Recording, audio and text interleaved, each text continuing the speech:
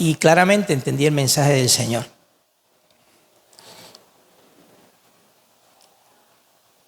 Y quería introducir la reunión con esto porque creo que hoy en día hay un cristianismo que se presenta, un evangelio que se presenta, donde no hay que experimentar padecimiento. No hay que padecer porque la cruz que era necesario llevar, ya el Señor la llevó y nosotros no tenemos que cargar nuestra propia cruz.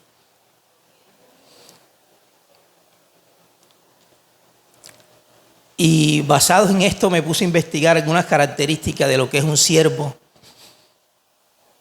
Un siervo porque creo que hoy en día, y no quiero, ofender ni ser crítico realmente, pero hay muchas patas de gato en la iglesia a nivel global. Hay ausencia de la mordida de ese perro que traiga padecimiento. Y así nunca vamos a llegar a tener unas patas de siervo. ¿Sí me estoy dando a entender? Ok. Miren esto, los ciervos son mamíferos rumiantes, esbeltos, de la familia Cervidae, caracterizados por sus largas patas, pezuñas partidas y pelaje pardo rojizo. Destacan por la muda anual de astas óseas en los machos, eso es como los cuernos. Una dieta herbívora. Es decir, que los ciervos no comen carne.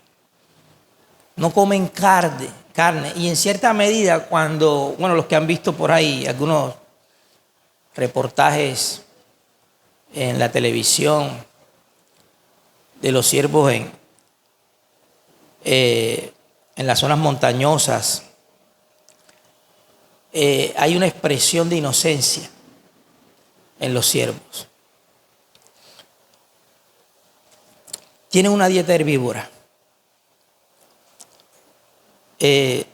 selectiva, y un agudo sentido del olfato.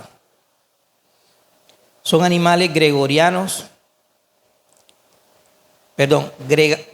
gregarios, sociales y crepusculares, presentes en diversas hábitats mundiales. Ok. Dentro de las características principales de un ciervo, únicos mamíferos que renuevan sus astas óseas cada año, presente principalmente en machos para combatir en época de celo. En su aspecto físico, dice cuerpo esbelto, cuello largo y patas finas, adaptados para correr y saltar. Su pelaje varía de rojizo en verano y un poco gris en invierno, mudando 2 veces al año.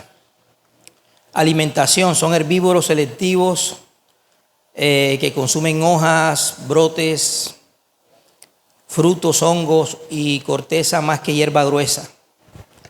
Y en cuanto al sentido del olfato que decíamos hace un momento, son extremadamente, un sentido extremadamente desarrollado.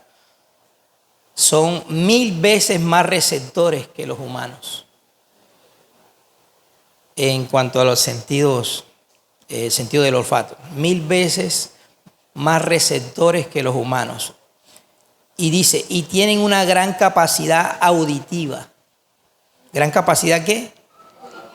Con visión nocturna, eficiente y campo visual de 300 grados. O sea, tienen una visión muy particular en medio de las tinieblas. Digamos, si lo llevamos un poco a lo espiritual, tienen un discernimiento, una perspectiva de la realidad. Yo creo que tiene que ver esta visión, ¿no? Hablando en términos espirituales, de la luz del Señor en nosotros. de la luz del Señor en nuestro entendimiento. ¿Cómo podemos discernir las cosas que nos convienen y las cosas que no nos convienen? ¿Cómo podemos identificar el engaño y la mentira? Aunque venga camuflado, la luz lo pone al descubierto. Pero les decía que me llama la atención porque el sufrimiento, el padecimiento es necesario en el camino que Dios ha puesto delante de nosotros. De hecho, los apóstoles hablaron de esto. Esto no lo estoy inventando yo, no es una sugestión mía. Hay mucha evidencia bíblica de esta gran verdad. Jesús dijo, podéis participar de mi bautismo, tomar de mi copa.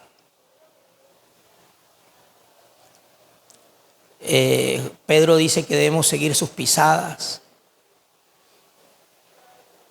Asirnos de la cabeza es experimentar, obviamente no en nuestra propia vida, no en nuestra propia fuerza, sino en la vida de la cabeza, este padecimiento.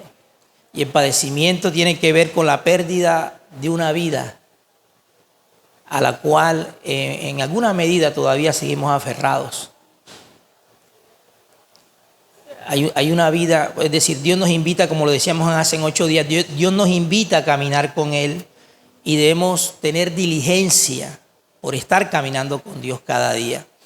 Pero cuando Dios nos invita a caminar con Él, en Él, los que realmente quieren caminar con Dios, en Él nos va a esperar un yugo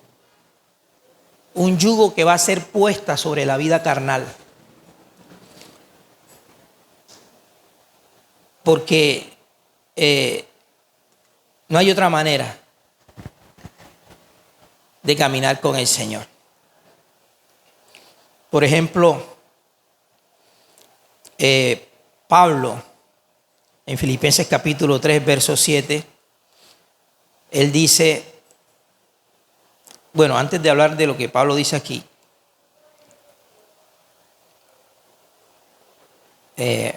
vamos a Salmo 42, verso 1 al 2. Él dice este salmo, como el ciervo brama por las corrientes de las aguas, así clama por ti, oh Dios, el alma mía. Mi alma tiene sed de Dios. Y los que tienen sed de Dios tienen sed de lo que Dios es.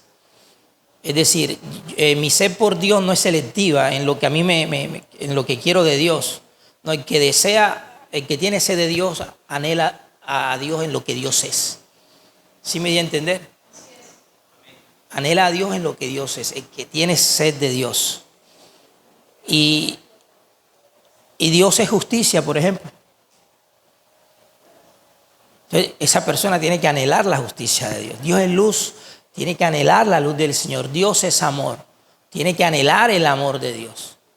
Tener esa sed de experimentar a Dios, como Dios, en la medida que estamos fielmente caminando con Él, se va a ir compartiendo esas virtudes, no solamente en conceptos teóricos que tengamos acerca de esas cosas, sino algo vivencial, algo real en nosotros. Porque de esa manera va a haber una muestra de cambio, de transformación. Me estoy pareciendo menos a Mario, pero ahora veo que me estoy pareciendo más a Dios. ¿Sí me di a entender? Entonces,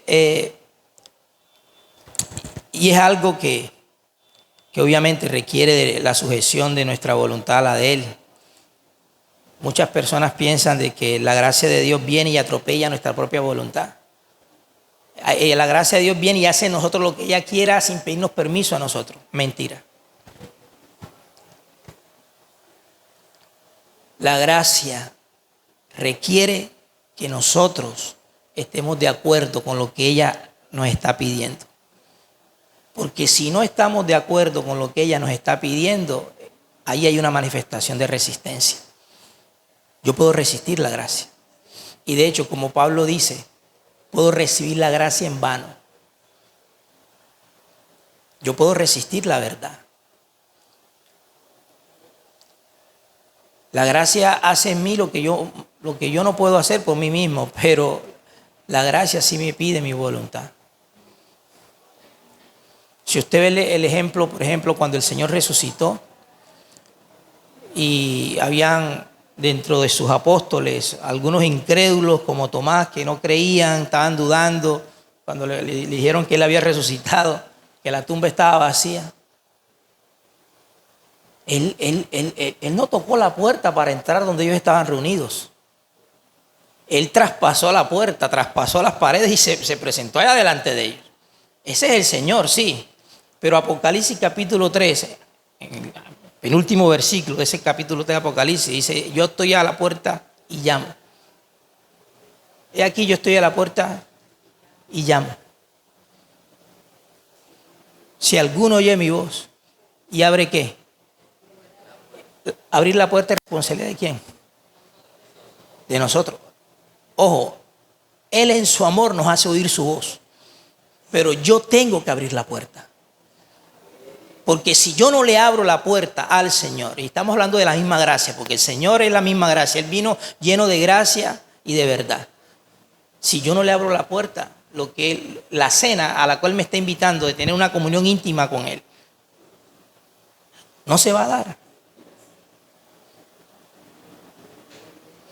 Si la gracia me está enseñando a renunciar a algo que es contrario a la justicia de Dios, a la pureza de Dios, que es contrario a la santidad de Dios, pero yo hago caso omiso a esa enseñanza, ahí estoy resistiendo la gracia. Ahí estoy contritando el Espíritu. Y si yo contrito el Espíritu, yo contrito la obra que el Espíritu busca hacer dentro de mí. La obra de Dios puede ser contritada dentro de nosotros. ¿Cuándo ocurre eso, pastor? Cuando contritamos el Espíritu. Entonces no es que la gracia viene por delante y se atropella nuestra propia voluntad, no. Y vamos a ver algunos versículos que tienen que ver con esto ahora más adelante. Pero aquí lo principal es que así como un ciervo brama por las corrientes de las aguas, así también debe clamar por ti, oh Dios, el alma mía, dice David. Mi alma tiene sed de Dios, verso 2. Mi alma tiene sed de Dios, del Dios vivo.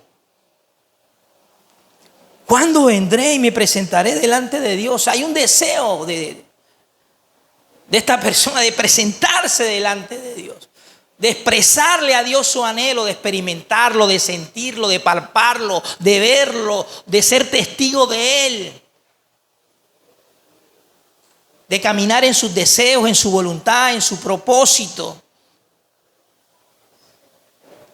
¿Cuántas personas hoy en día, aún creyentes, amados, tienen sus propósitos naturales por encima del propósito de Dios? Eso es lamentable, y da tristeza decirlo, pero es así, amados. Y lo digo por mí. No digo que sea mi caso presente, pero en cierto tiempo yo viví buscando mis propósitos personales por encima del propósito de Dios. ¿A causa de qué? De que no venía caminando en el Espíritu de Dios. Cuando comenzamos a caminar en el Espíritu de Dios, vamos a entender que el propósito que hay en el Espíritu de Dios, que es el propósito divino, está por encima de mis propios propósitos. Y eso va a ser innegociable para una persona que realmente está viendo cómo Dios lo está saciando a través de su pan de vida. Amén. Entonces, en Isaías 35, verso del 4 al 6, también encontré una referencia acerca de los siervos. Dice: decid a los de corazón apocado, esforzaos, no temáis. He aquí que vuestro Dios viene. ¿Quién viene? Dios mismo viene. He aquí que Dios mismo viene.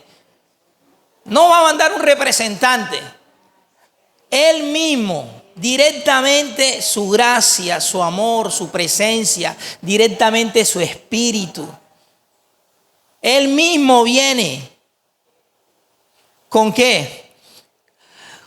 Con retribución, con pago. Dios mismo vendrá.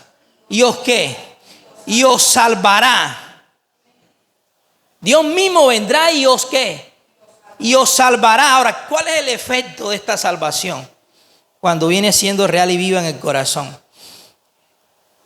Él dice allí, entonces los ojos de los ciegos serán ¿qué? Abiertos. Diga, una salvación que es Dios mismo, es su misma presencia, es una salvación que es, o sea, que es lo que Él mismo es. ¿Sí me dio a entender? Trae apertura de ojos. ¿Trae qué? Trae apertura de ojos. Abre los ojos. Porque los ojos sin la salvación están ¿qué? Cerrados. Están velados. Hay ceguera. Trae apertura de ojos. ¿Y qué más? Y los oídos de los sordos, ¿sé qué? Se abrirán. Se abrirán. Todo esto es efecto de la salvación de Dios. Todo esto viene como consecuencia de experimentar al Dios de esta salvación en nuestro interior. Dice, los oídos de los sordos se abrirán, entonces el cojo, diga lo que no podía hacer, ahora lo va a hacer. Y ahí nos habla de la experiencia de su naturaleza. El cojo no podía saltar, pero ahora puede saltar como ¿qué? Como un siervo.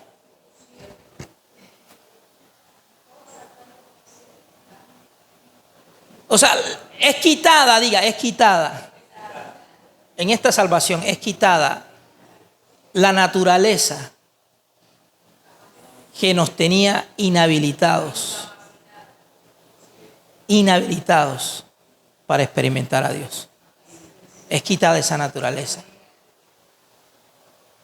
Y ahora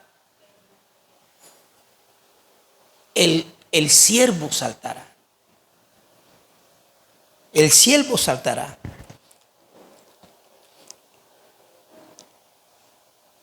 Saltará como siervo, dice, y cantará la lengua de ¿qué?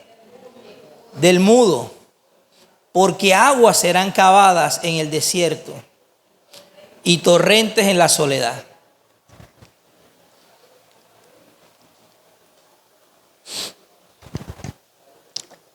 Dios cambia nuestra situación de desierto y nos hace experimentar estos torrentes de agua.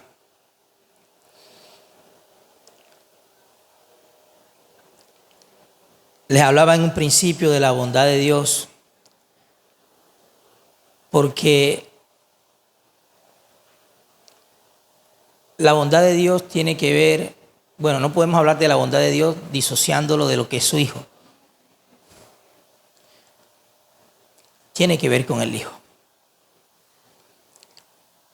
O sea, la bondad de Dios está en lo que Él hizo por nosotros. Se muestra, se evidencia muy claramente en la obra de la cruz. Pero a través de esa obra, ¿a dónde nos quiere llevar Dios? ¿A la experiencia de qué? Bueno, los apóstoles tenían muy claro esto que les estoy diciendo.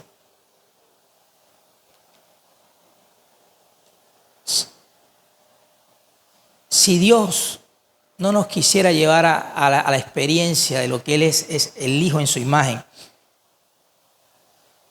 si Dios no se conformara con que nos congregáramos solamente, o que solamente tuviéramos una profesión de fe verbal, pero sin estar experimentando una posesión interna de lo que Él es, yo diría que entonces Dios no estuviera manifestando, ¿no?, en plenitud esa bondad. Porque la bondad de Dios tiene que ver con llevarnos a la experiencia cada día de su Hijo. Por eso Él es bueno. Porque nos ha traído al Hijo y ahora quiere que todo lo que el Hijo es en sus virtudes, de eso nosotros estemos participando. Por eso Él es bueno. O sea, yo no puedo decir que Dios es bueno porque Dios perdona solamente mi maldad. Porque entonces mi determinación en ese sentido se quedaría muy corta. Dios no es bueno porque perdona mis pecados.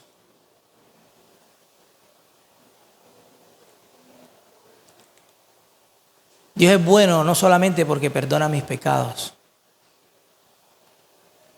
sino porque me lleva a la experiencia de la vida que no puede pecar. ¿Sí me dio a entender? Por eso Él es bueno. Porque hay muchos que dicen, bueno, Dios es tan bueno que Dios no ve mi maldad. Dios es tan bueno que Dios no ve mi pecado. No, tienes una mala concepción de la bondad de Dios. Número uno, Él sí está viendo tu pecado, si hay pecado. Él sí está viendo tu maldad, si andas en maldad. Pero su gracia se manifiesta en su bondad para guiarte al arrepentimiento. Eso dice Romanos capítulo 2. Que su benignidad nos guía, ¿qué? Al arrepentimiento. O sea, la bondad de Dios no es que, yo soy tan bueno y mi amor es tan grande que no interesa que andes haciendo lo que estás haciendo. No. Y lamentablemente, amado, en muchos aspectos hoy en día se tiene una concepción de la gracia así. Pero no es así. Amén.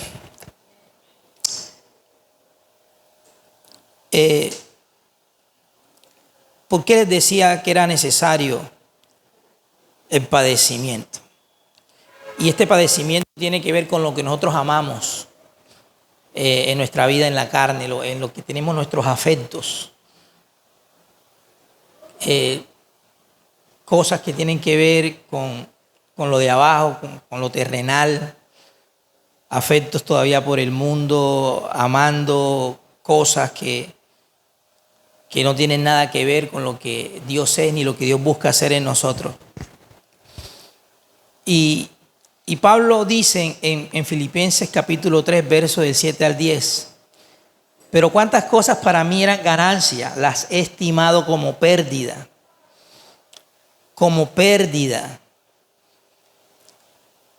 por amor de Cristo. Y ciertamente aún estimo todas las cosas como pérdida por la excelencia del conocimiento de Cristo Jesús, mi Señor, por amor del cual lo he perdido. ¿Lo he perdido qué? No, dice que unas cuantas cosas. Lo he perdido todo. Todo lo he perdido.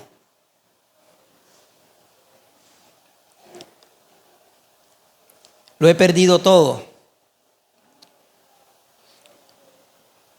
Y lo tengo por basura. ¿Con qué propósito? Para ganar a Cristo. Para ganar más de Cristo.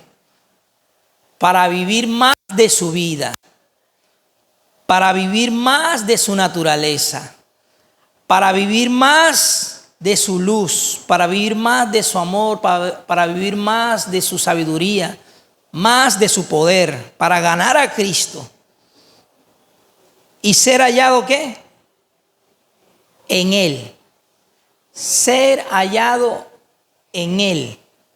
Escuche, dice, no teniendo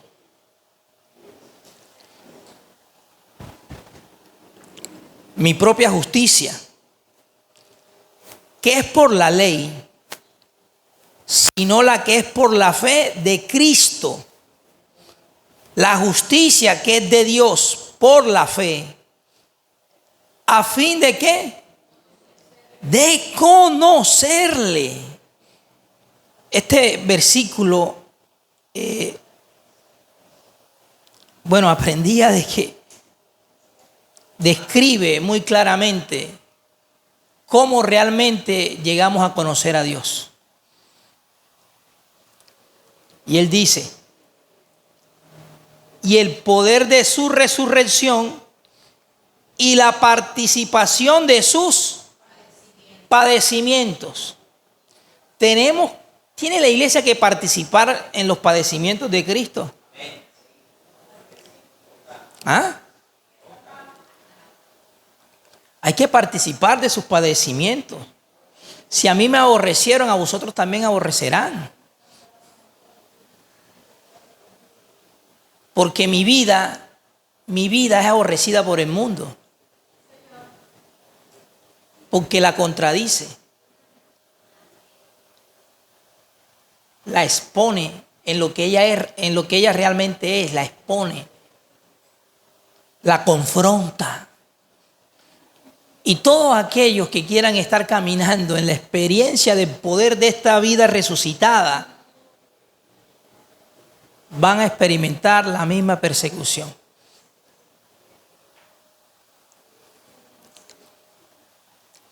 Expuestos a calumnias, siendo censurados, blasfemados, humillados. En el caso de la iglesia del primer siglo, encarcelados, castigados. ¿No se alegraban ellos cuando los castigaban, le dan latigazos? ¿No salían alegres ellos? ¿No salían gozosos? ¿Por qué? Porque estaban cumpliendo lo que faltaba de los padecimientos de Cristo. Así dice la Escritura.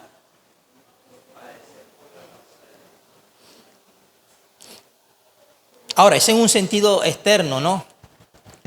Pero hay un sentido interno de padecimiento.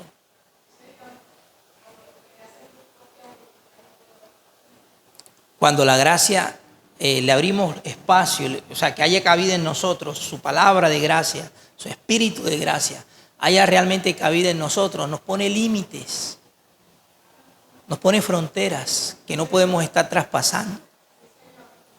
De aquí para allá no puedes seguir pensando. De aquí para allá no puedes seguir viviendo. Tu vida es de aquí para acá. Por lo tanto, esos afectos que están de aquel lado, de estos límites, tienes que morir a ellos. Tienes que negarlos. Yo te doy la capacidad en mi gracia, porque esto no es algo que hacemos en nuestra fuerza. El Señor dice, yo te doy la capacidad en mi gracia para que estés renunciando a ellos. Y morir a nuestros afectos. Ahora, esto es muy abarcador, ¿no? Porque no solamente, aunque todo está 100% involucrado en la naturaleza del primer nacimiento, pero hay cosas que están ligadas allí como afectos por el mundo, hábitos culturales, que en muchos casos, hoy en día, muchos creyentes siguen aplicando. Todas esas cosas, en todas esas cosas tenemos que estar muriendo a todas esas cosas. Porque si eso no es así, amados, como les decía hace un momento, podemos seguir con una profesión verbal, pero no con una posición, no con una adquisición interna de lo que Dios es. No poseyendo a Dios. Entonces, el apóstol aquí expresa de que la única manera de llegar a conocer al Señor y conocer el poder de su resurrección y la participación de sus padecimientos es llegando a ser semejantes a Él en su muerte. No hay otra manera. Dios nos llama a caminar con Él. y debemos ser diligentes por estar yendo en pos de su enseñanza, de la enseñanza de nuestro Maestro en nuestro corazón. Porque si no descubrimos esa enseñanza interna,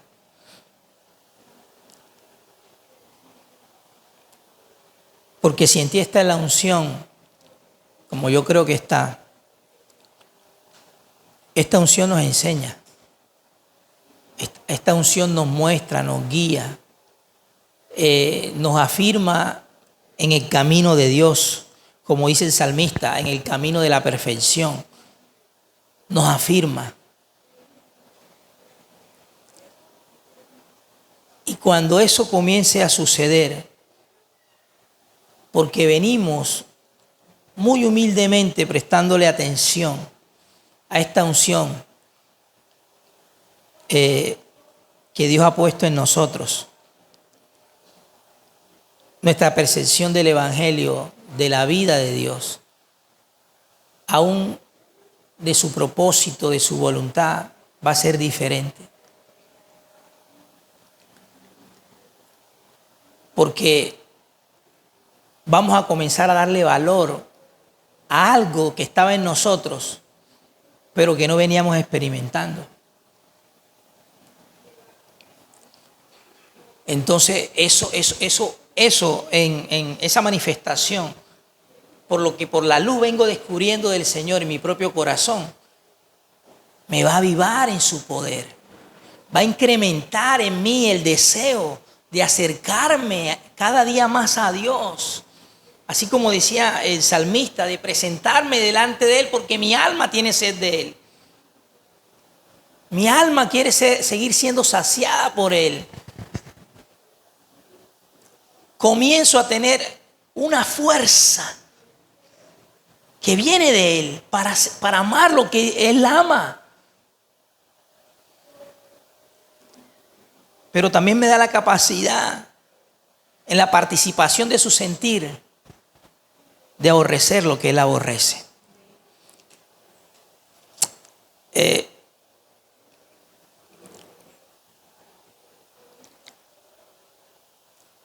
En Romanos capítulo 8, versos 16 al 17, el apóstol dice, el Espíritu mismo, diga el Espíritu mismo, el mismo Espíritu que Dios ha hecho morar en nosotros, dice, da testimonio a nuestro espíritu de que somos hijos de Dios. Y si hijos, también herederos. Herederos de Dios y coherederos con Cristo. Ojo a esto. Si es que padecemos juntamente con Él. Si es que padecemos juntamente con Él. ¿Por qué, Pablo? ¿Por qué es necesario padecer juntamente con Él? Bueno, Pablo nos respondería, para que juntamente con Él seamos ¿qué? Glorificados. Para que juntamente con Él seamos glorificados. Hay una vida que se tiene que perder, amados. Hay una vida que se tiene que perder en nuestra experiencia de estar caminando con Dios. Pero hay otra vida que se gana en la experiencia.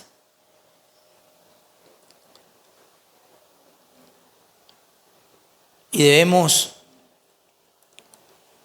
estar muy dispuestos a que Dios primeramente nos muestre aspectos de esa vida todavía en nuestras almas, para que de esa manera la estemos presentando ante nuestro gran sumo sacerdote,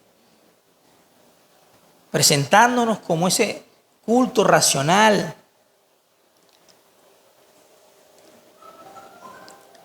para que Él corte a través de su cuchillo todas esas cosas que no hacen parte o no son compatibles con la nueva naturaleza en la cual la iglesia ha sido llamada a caminar. Entonces, el padecimiento es necesario. No es algo opcional. Realmente los que queremos conocer a Dios y vivir en Dios como Dios quiere que vivamos, necesitamos padecer.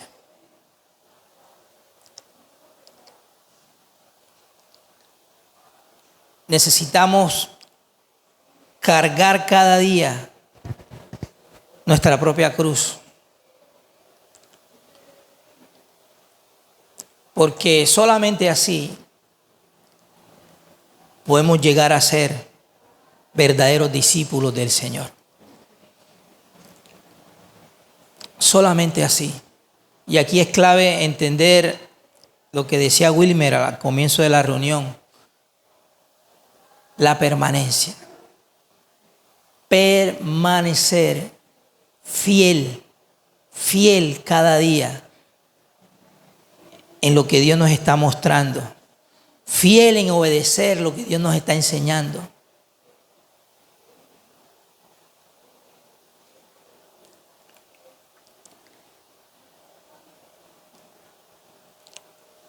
Y así nuestro corazón experimentará, diga, todo lo que Dios es. En Proverbios capítulo 23, verso 15, dice: hijo mío, si tu corazón fuere sabio, también a mí se me alegrará, ¿qué? El corazón.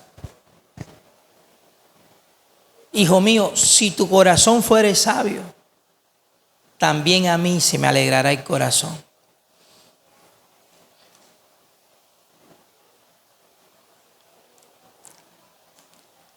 ¿De qué sabiduría está hablando el escritor aquí?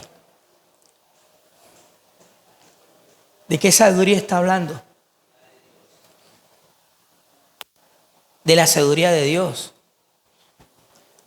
Cuando la sabiduría de Dios se forma en nosotros. Y cuando hablo de esta formación, de esta sabiduría, estoy hablando de Cristo mismo, que es la sabiduría. Eso trae gozo y regocijo al corazón del Padre. Pero Él está diciendo, también a mí se me alegrará el corazón. Quiere decir que yo también experimento, yo también experimento el gozo, la alegría, el regocijo por estar experimentando esa sabiduría de Dios en mi propio corazón. A la persona a la cual se le está formando esta sabiduría en el corazón, va a experimentar ese gozo que es similar al que el Padre está experimentando por ver que lo de Él se está compartiendo en ese corazón. También a mí se me alegrará el corazón. Diga, dos corazones se alegran. Diga, el corazón de la persona donde la sabiduría de Dios está hallando lugar, está haciendo presencia en gobierno y dominio. Pero también el corazón de Dios se alegra. El corazón de Dios se alegra. Ahora, ¿cómo comenzamos a experimentar esa sabiduría de Dios en nuestro corazón? Bueno, tiene mucho que ver con lo que les decía hace un momento acerca de padecer, de experimentar esas mordidas del perro en las patas de gato, para que lleguemos a tener patas de ciervo. Pero principalmente, Isaías, por ejemplo, dice en el capítulo 50, verso 5. Jehová el Señor me abrió el oído.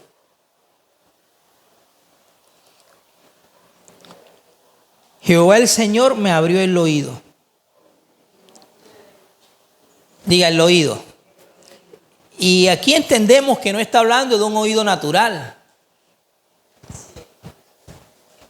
Está hablando de un oído interno. Porque Dios quiere que lo escuchemos internamente. Hay gente apresurada corriendo de aquí para allá en varias reuniones buscando escuchar a Dios con el oído natural. Y puede estar participando de cientos y cientos de reuniones, pero hasta que Dios no abra ese oído interno jamás podrás escuchar a Dios. Y Él mismo es quien lo abre para enseñarte, para que lo escuches. En estos días escuché una persona diciendo que tenía una escuela de profetas. Los que querían aprender a escuchar a Dios fueran a esa escuela de profetas. Ahí le iban a enseñar a escuchar a Dios. Hermano, puede hacer el curso y pagar los dólares que están pidiendo por ese curso en esa institución. Y puede escuchar miles y miles de definiciones de cosas acerca de Dios, aún con fundamento bíblico. Pero hasta que Dios no abra ese oído en el corazón, esa persona no va a poder estar escuchando a Dios realmente.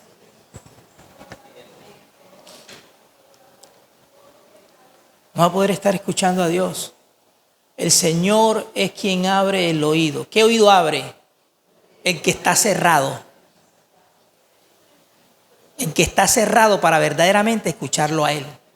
Este oído puede estar abierto, pero si el interno no ha sido, sigue cerrado, no voy a poder estar escuchando a Dios. Y esa es la razón que explica el por qué muchos creyentes escuchan palabras por aquí, por allá, por internet, una montaña de enseñanzas que hay hoy en día, de diferentes pastores, denominaciones, posturas teológicas, una cantidad de enseñanzas. Y esas personas siguen viviendo la misma vida que venían viviendo antes que entraran a esa línea, a escuchar esa línea de enseñanza.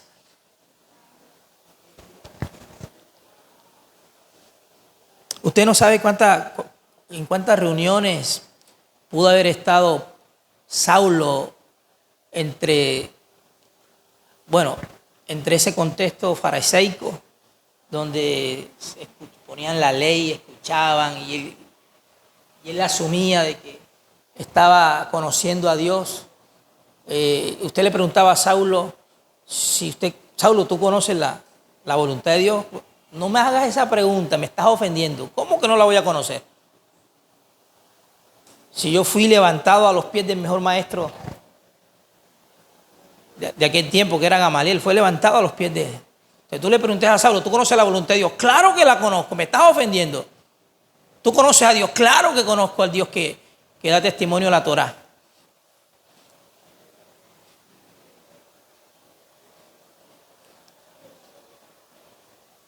Pablo estaba escuchando a hombres. Saulo, escuchando a hombres. Y aún escuchándose él mismo en sus determinaciones y conclusiones acerca de Dios. Pero hasta que Dios no le abrió el oído, él no vino a un verdadero conocimiento de Dios. Hasta que Dios no le abrió el oído. Si ese oído sigue manteniéndose cerrado, amados, no vamos a poder estar escuchando a Dios realmente. Pero en su misericordia Él lo abre. Diga, Él lo abre. Él lo abre. Y esto es tremendo, ¿no? Porque Él lo abre y dice lo siguiente. Y yo no fui ¿qué? Queda a entender ahí. Queda a entender. Medite por un momento. Queda a entender que se puede ser rebelde aún después que Dios abre el oído.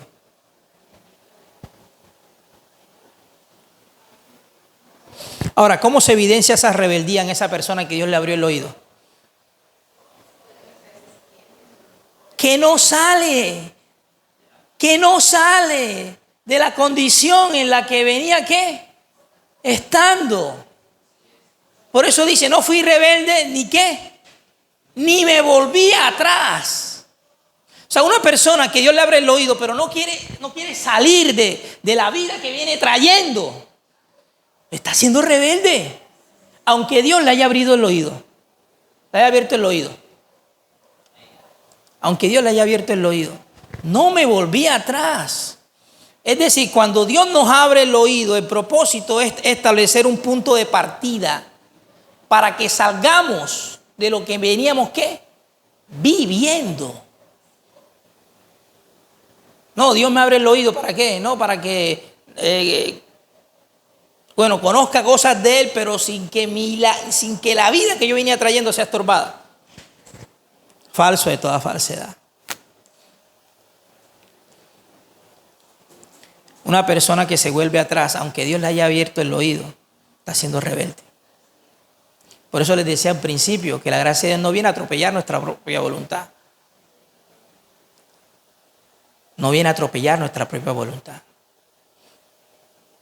Nos llama a que unamos nuestra voluntad a la voluntad de ella. Sí nos llama a ponernos de acuerdo con ella para que lo de Dios se esté incrementando en nosotros. No me volví atrás. No fui rebelde ni me volví atrás. Y de hecho esto es confirmado por el caso puntual de Saulo. En Hechos 26, 19. Él dando su testimonio al rey Agripa de la aparición del Señor camino a Damasco. Él dice, por lo cual, oh rey Agripa, no fui rebelde a la visión celestial. Implícitamente también está dando a entender que aunque Dios aparezca, yo puedo resistir ese aparecer de Dios en mi propio corazón. En el caso de Saulo dice, no fui rebelde a la visión celestial.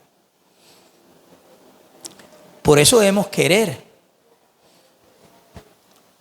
desear, anhelar, pero no es un deseo, ni un querer, ni un anhelo en palabras, sino con presentarle a Dios todos los días nuestro corazón, realmente de manera sincera.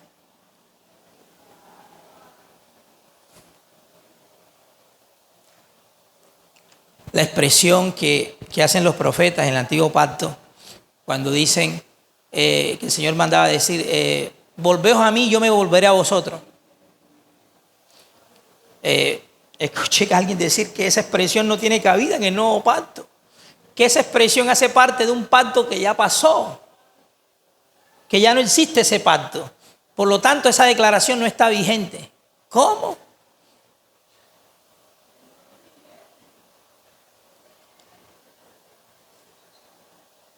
Claro que Dios nos llama a volvernos a Él. Eso está vigente. Volveos a mí. Vuélvanse de sus malos caminos. Vuélvanse de la manera tan vana como vienen viviendo su vida. Vuélvanse. Y yo me volveré a vosotros. Por eso Él manda que todos los hombres se arrepientan en todo lugar. Ciertamente Pablo lo dice a los estoicos, epicúreos. Les dice que en ustedes, en Él somos, en Él vivimos y en Él nos movemos.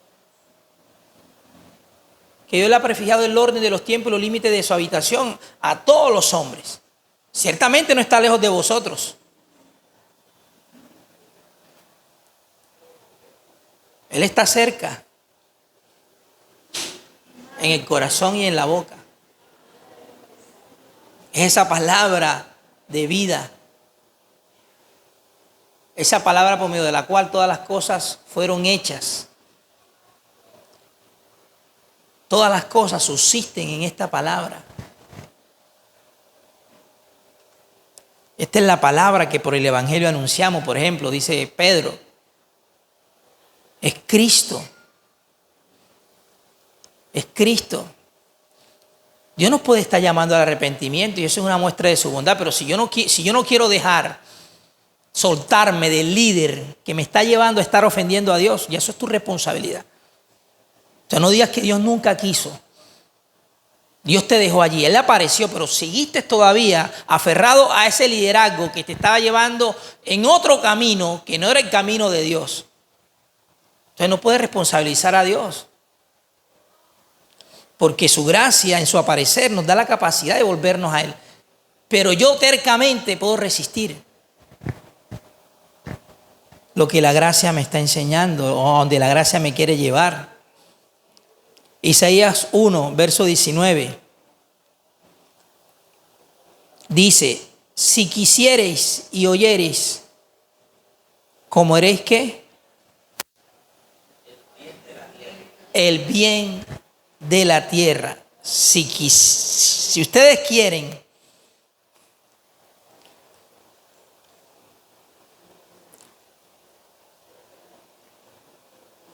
y oyeren, comeréis del bien de la tierra.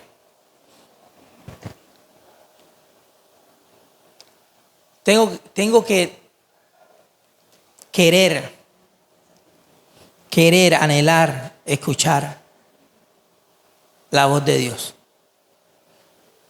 Porque Dios no me va a llevar a comer del bien de la tierra si primeramente no lo estoy oyendo. Si primeramente no estoy siendo enseñado por Él. Primeramente tengo que oírlo. Tengo que someterme en obediencia a lo que está saliendo de su boca. No presentarle al Señor argumentos.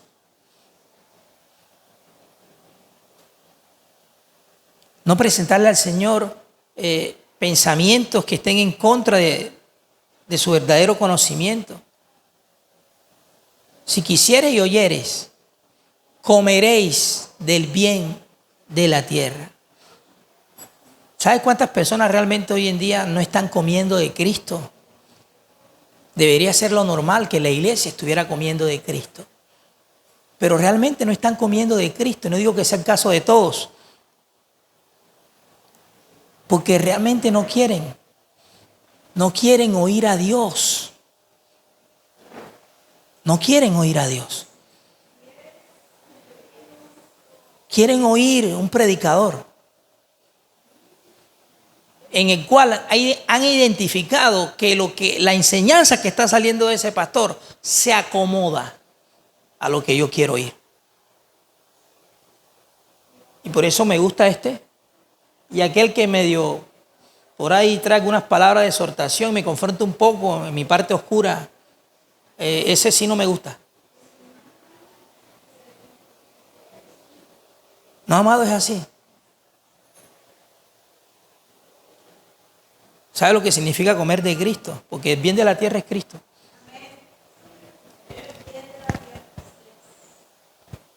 El bien de la tierra es Cristo. Tipificado en la antigüedad por la tierra prometida. Tierra que fluye leche y miel.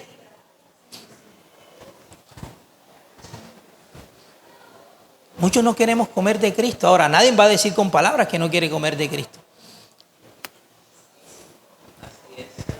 Usted no va a encontrar ningún creyente diciendo eso en palabras, pero en su forma de vida es lo que están expresando delante del Señor. Y definen su vida de fe en cosas externas. Ya fui y escuché, ya Dios está contento conmigo porque hoy fui y escuché. No. Vuelvo y reitero lo que le he dicho anteriormente. Lo que está llamado a caminar con Dios en nosotros no es nuestra mente, es nuestro corazón. Nuestra mente piensa, imagina cosas de Dios y se va. Pero lo que realmente está llamado a caminar con Dios en nosotros es nuestro corazón. Y hasta que eso no esté sucediendo, no vamos a comer del bien de la tierra. No vamos a comer del bien de la tierra. Porque Cristo tiene que ser nuestra vida. Esa tiene que ser nuestra experiencia. Cristo tiene que ser nuestra vida y nuestro vivir. Aunque en el proceso hayan padecimientos de la muerte de la otra vida que no puede participar de Cristo.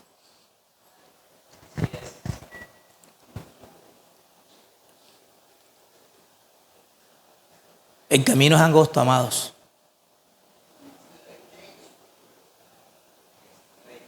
La puerta es estrecha y el camino es angosto. No todos quieren caminar ese camino. Y muchos apelan a cualquier teología para hacer del camino angosto un camino ancho.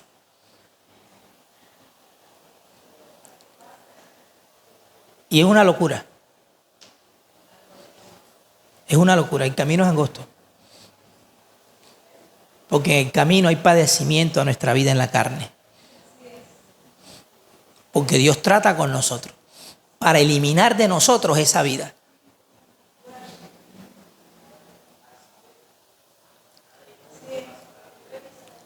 Si quisieres y oyeres, si quisieres y oyeres, comeréis del bien de la tierra. Amén. Que Dios nos ayude a estar deseando cada día la mordedura de ese perro en nuestras patas de gato. Si queremos llegar a tener unas patas de ciervo. Amén. Paz y gracia del Señor. Padre, gracias, Señor. Gracias. Gracias por la presencia misma, Señor, de tu Espíritu en nosotros, en este lugar.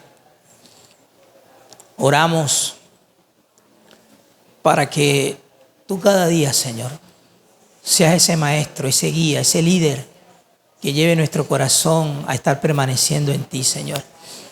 Que de nuestra parte haya ese deseo, ese anhelo, Señor, de oírte, de que nuestro oído sea abierto, que el ojo que no puede ver las cosas que conciernen a tu realidad, ese ojo sea abierto, ese oído sea abierto, Señor. Y haya una entrega absoluta desde nuestro interior, Señor, a tu ser, Señor, a tus virtudes, Señor. Que podamos ser testigos, Señor, de lo que tú eres, Señor, en nuestra experiencia de vida, Señor. Yo te doy gracias porque no sabemos nada aparte de ti, Señor. Eres tú mismo quien nos asiste. Eres tú mismo quien aparece, Señor. Eres tú mismo quien te manifiesta, Señor. Y cuando esto sucede, no podemos volver atrás, Señor. Que no haya ningún corazón malo de incredulidad en ninguno de nosotros, Señor, para apartarnos de ti, sino para desear permanecer en ti, Señor. Gracias. Gracias, porque tú eres el Dios de nuestra salvación. Gracias, Señor, porque tú eres el Dios que busca cada día traer sabiduría a nuestro corazón. Sabiduría a nuestro corazón. Que tu luz siga alumbrando el camino, Señor. Ese camino que está delante de nosotros. Y que podamos ver cada día con mayor claridad las cosas que realmente son convenientes a nuestro andar de fe. Pero también identificar las que estorban, las que nos impiden nuestra experiencia con tu vida, Señor. En el nombre de Jesús, Señor. Gracias. Gracias. Toda la gloria y honra para ti, Señor. Amén y amén.